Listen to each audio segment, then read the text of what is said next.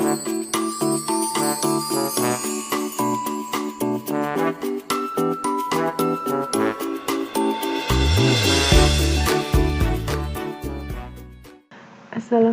warahmatullahi wabarakatuh. Halo, selamat pagi anak-anakku kelas 7. Bagaimana kabar kalian hari ini? Semoga selalu dalam keadaan sehat walafiat. Jumpa lagi bersama dengan Bu Jana di pembelajaran daring IPA hari ini. Tak terasa kita sudah berada di penghujung bab 2 ya, yaitu tentang interaksi makhluk hidup dengan lingkungan. Sebelum memulai kegiatan belajaran dari IPA hari ini, alangkah baiknya kita berdoa terlebih dahulu, agar ilmu yang kita terima hari ini dapat bermanfaat bagi kita semuanya. Berdoa dimulai. Bismillahirrahmanirrahim. Raditu billahi rabbah wa bil islami dinah wa bi Muhammadin nabiyya wa rasulah. Rabbi zidni ilma warzuqni fahma. Amin. Interaksi makhluk hidup dengan lingkungan.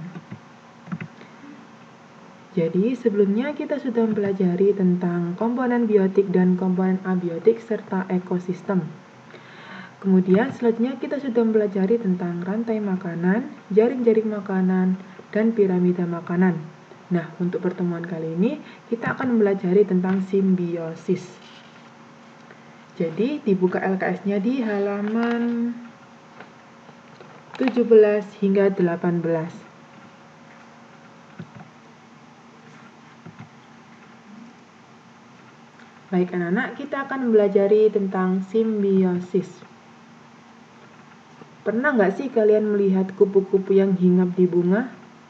Sebenarnya apa sih yang terjadi antara kupu-kupu dan bunga tersebut? Nah, di antara kedua makhluk hidup ini terjadi interaksi yang dinamakan simbiosis. Jadi, apa sih itu simbiosis? Jadi, simbiosis adalah interaksi antara makhluk hidup yang saling mempengaruhi satu sama lainnya. Di simbiosis ini terbagi menjadi 3, yaitu ada simbiosis mutualisme, simbiosis komensalisme, dan simbiosis parasitisme. Yang pertama kita akan pelajari tentang simbiosis mutualisme. Jadi apa sih simbiosis mutualisme itu? Nah, simbiosis mutualisme adalah interaksi antar makhluk hidup yang saling menguntungkan. Jadi keduanya itu saling menguntungkan dan tidak ada yang dirugikan. Contohnya apa saja? Yang pertama ada kupu-kupu dengan bunga. Di sini kupu-kupu akan memperoleh nektar dari bunga tersebut, sedangkan bunga akan juga merasa diuntungkan karena untuk membantu proses penyerbukannya. Dan di sini juga ada kerbau dengan burung jalak. Nah, hubungannya apa? Yang di sini yaitu kerbau merasa diuntungkan karena kutu-kutu yang ada di kerbau akan dimakan oleh burung jalak. Sehingga burung jalak di sini juga untung karena dia mendapatkan makanan berupa kutu dari kerbau.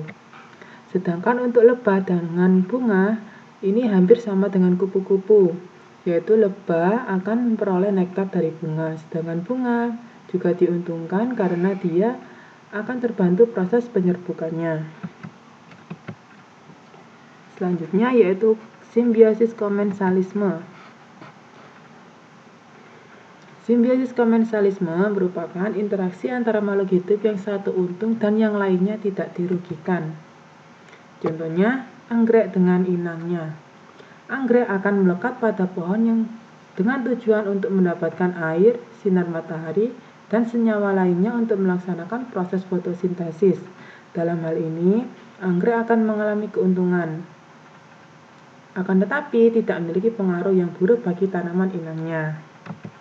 Selanjutnya yaitu hubungan antara ikan hiu dan ikan remora. Di sini ikan remora akan mengalami keuntungan berupa mendapatkan sisa-sisa makanan dari ikan hiu. Serta agar ikan remora tidak dimangsa oleh ikan yang lebih besar darinya, sedangkan ikan hiu sendiri tidak merasa dirugikan. Yang terakhir adalah paku tanduk rusa dan pohon jati. Ini hampir sama dengan tanaman anggrek ya hubungannya. Yaitu paku tanduk rusa mendapatkan sisa sari-sari makanan dan air serta sinar matahari untuk proses fotosintesisnya, sedangkan pohon jati tidak merasa dirugikan sama sekali dari peristiwa ini. Yang terakhir adalah simbiosis parasitisme. Simbiosis parasitisme merupakan interaksi antar makhluk hidup yang satu untung dan yang lainnya dirugikan. Contohnya adalah benalu dengan inangnya. Di sini, benalu mengambil zat dan sari-sari makanan dari inangnya, sehingga inangnya akan mati atau kering. Dalam hal ini, benalu yang untung dan inangnya dirugikan. Selanjutnya yaitu kutu rambut dengan manusia. Di sini kutu rambut menghisap darah di kepala manusia dan memberikan rasa gatal kepada manusia. Di sini kutu rambut yang untung dan manusia dirugikan. Yang terakhir adalah hubungan antara tali putri dan inangnya. Ini hampir sama dengan peristiwa benalu dengan inangnya. Di sini tali putri mengambil zat sisa cari makanan dari tumbuhan inangnya sehingga tumbuhan inangnya akan mati. Nah, baik anak-anak, sekian penjelasan dari Bu Jana dan di sini ada tugas untuk kalian. Tugasnya adalah berilah contoh peristiwa simbiosis mutualisme, komensalisme, dan parasitisme di sekitar kalian selain yang ada di dalam video dan di LKS.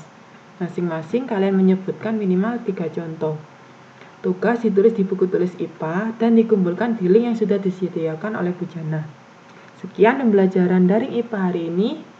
Semoga bermanfaat bagi kita semua. Assalamualaikum warahmatullahi wabarakatuh.